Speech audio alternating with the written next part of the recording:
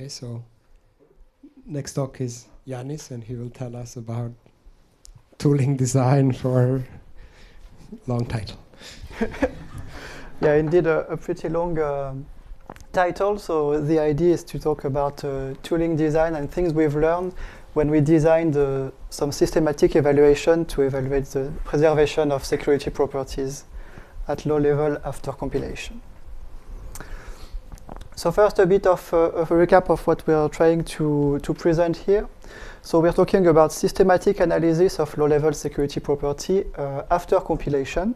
So this is critical for a lot of software analysis, and a lot of the software you're going to analyze may be vulnerable to some type of low-level security properties, in particular side channel and fault injection attacks.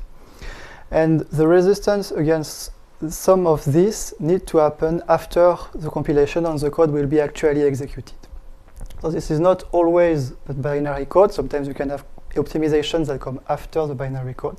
But here we will focus on the software side of the problem, so by analyzing binary code. And so in particular, this can help to check if what the compiler does up to the end, if it preserves some countermeasures that you have introduced either at source level or during compilation, and if it did not introduce any additional vulnerabilities. So what we believe and what we have been tasked to do for academic research and for industrial partners is to check automatically that these properties are preserved on some type of verification. So in the first step, by thinking about this, you can think that this is a very simple thing to do. You have a set of program collection for which you have to analyze a given security property. So you give the property, you have a set of compilers, you take your program and you go through the compiler to obtain your binaries. Then you send these binaries and your security property to your analyzer that is able to handle this. And your analyzer is going to say, yes, the property is verified, or no, it's not verified. Well, unfortunately, in practice, if you want to design this type of analysis, you're going to encounter a lot more issues, and you're going to have add a lot more tooling and configuration in order to be able to make this work. So some of the key problems I'll talk about in this presentation are the handling of the parameters of the security properties, typically public and secret data, especially in programs when they are not given explicitly, and all the details of the compilation chains that you use in order to obtain your binaries is going to be an issue in order to systematically analyze the program you consider. So typically, what is the step from going to the source benchmark you're given for the analysis and the final experimental setup? So for this presentation, we are going to discuss the experimental setup we have built with the symbolic analyzer BinSec, which is a binary level symbolic execution that is able to handle a variety of low-level security properties, including side channel, constant time, zeroization, fault injection attacks, robustness, this type of properties. We are going to tackle two benchmarks which have been presented in open research and requested by industrial partners. And we will see for all of this benchmark what could be automated explicitly during the design of the toolchain and what had to be done manually in the end, which means that at some point you have to say explicitly for this program you need this specific property. So a first benchmark you consider is a set of constant time and secret erasure evaluation. So the starting point is an initial work by Leslie and Daniel that was published in 2022, in which they had a set of some primitives from cryptographic properties to evaluate constant time and secret erasure or zeroization properties on, which came with a common test harness. So the idea of the common test harness is the one that is presented in this schematic representation. Basically, you try to create a program in which you will call the specific code you want to evaluate and to systemize the evaluation by using this specific harness. And the request was to extend this benchmark along three lines. So first, add additional primitives, so coming from different libraries. add additional targets, so typically evaluate the security of these primitives on a lot of different architectures, and adaptation, possible adaptation for primitives that were compiled from other programming languages, in particular Rust. So what were the issues in order to automatically analyze this code? First, so the use of the common test harness is very practical, but it has some issues, in particular because you will need to be able to manually remap the function you want to evaluate within the test harness, which means that if you have a simple function where it's easy what is going to be the input and the output, in particular where the secret and public data will be able to be sent, you will be able to easily map the test harness. If you have more complexity with this, and we'll see an example later, you will have trouble in order to propagate the secret and public data you generate in the test harness correctly within the example you evaluate.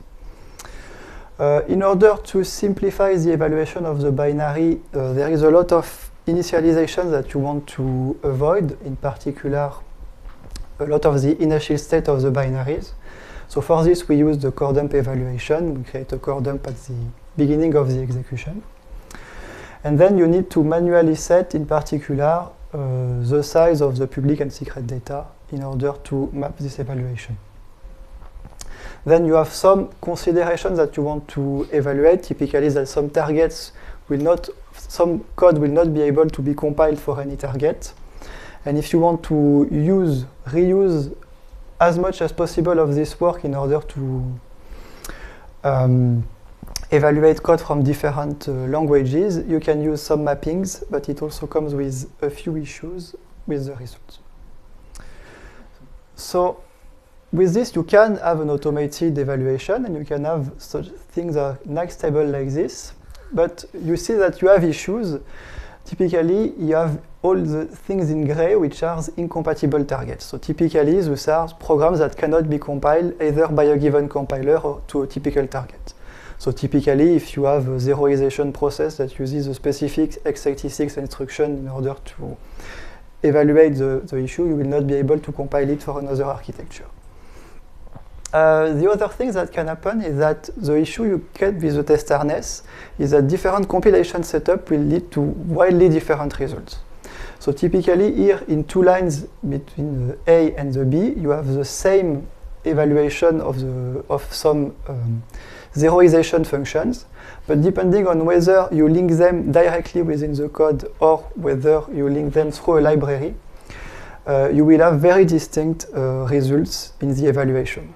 So some will create a much more unsecure code, whilst in the other case, if you link through a library, the compiler will prevent a lot, you will manage to prevent the compiler from removing a lot of them. So now let's go through a second benchmark of constant time evaluation. So here the starting point was a collection of post-quantum cryptographic algorithms, so typically key encapsulation mechanisms and signature algorithms. And the request was to evaluate the capabilities of BinSec in order to find if the tool is able to detect, to evaluate the constant time property of this code. So the idea was to evaluate different compilers and different targets. And we had exchange with the developers of the primitives, typically for the candidates of the signature evaluation, to report the vulnerabilities we found. Some of them were found interesting, and some of them were found useless. We'll see why in a bit. So in this case, with the post-quantum cryptography algorithm, the key point is that the test harness is pre-existing, because you have the standardization from the evaluation process of the NIST for the candidates, from which you get evaluation test harnesses in which all the secret and public data are set, and in which all the evaluation, at least a common call scenario is evaluated. So the idea with this is that you will be able to adapt use this testerness in order to compile, to evaluate the primitives, as long as you're able to compile a given primitive to a library with the given evaluation. And this is where most of the difficulty comes for this, is that adapting the compilation process to handle a different compiler or to handle a different target can be very painful, because each primitive is going to use a wildly different toolchain for compilation. So this can be, in the best case, Makefile, CMakefile, stuff like this, but it can also be a cryptic shell script which hardcode the given compiler and options that are automatically generated. So the second thing that can be an issue with post-quantum cryptography is that data passing, so public and secret buffer, are standardized, but the content of the data is not always correct, is not always standardized. So typically, the secret buffer can contain public value.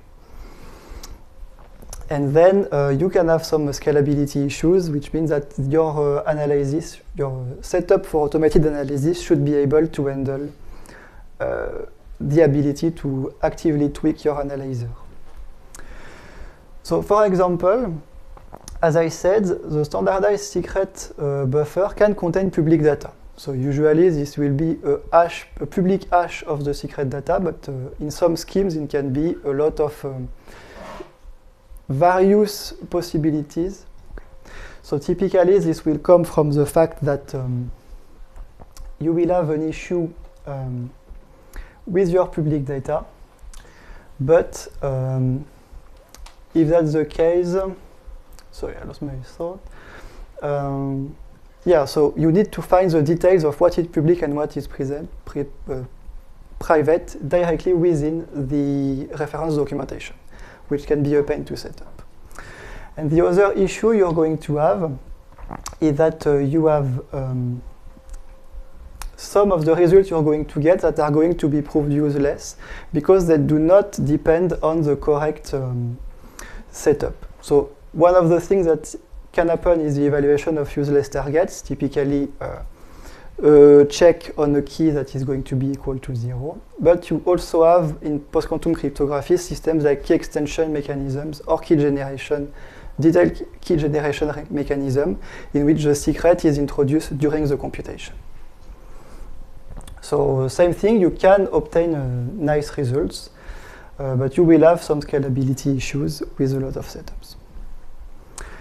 So as a conclusion, what we can say is that the systematic evaluation of low-level security properties can be done, but you have a lot of tweaking to do in the analysis in order to obtain the detail of the parameters of the security properties that you want to do.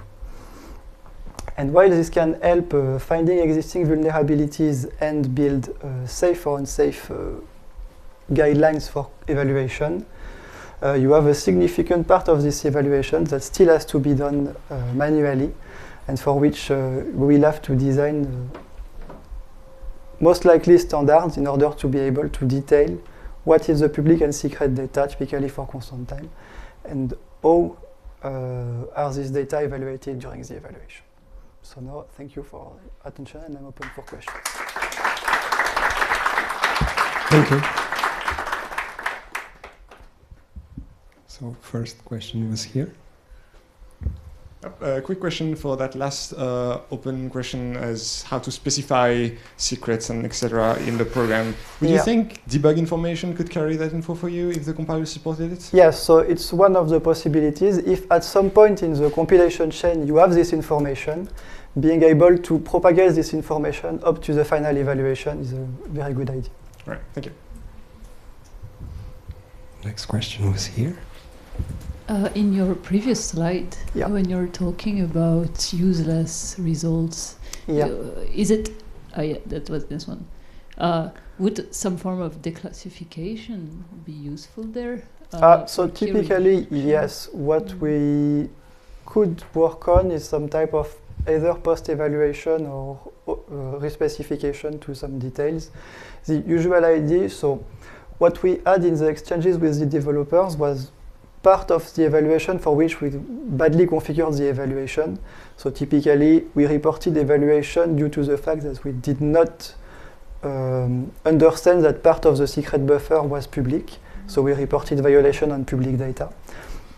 And then you have this type, so typically rejection sampling evaluation, from which we will only know that the key has been rejected and do not learn much information. What can help here also, from the developer's part, is correctly detail what is protected and what is not protected. Or in particular, what could be or should not be evaluated. Okay, more questions?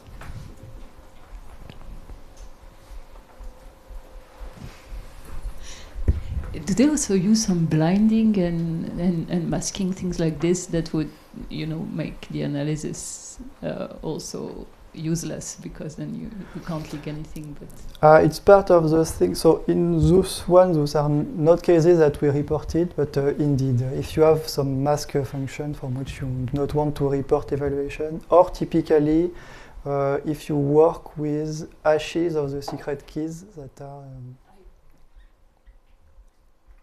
not relevant here.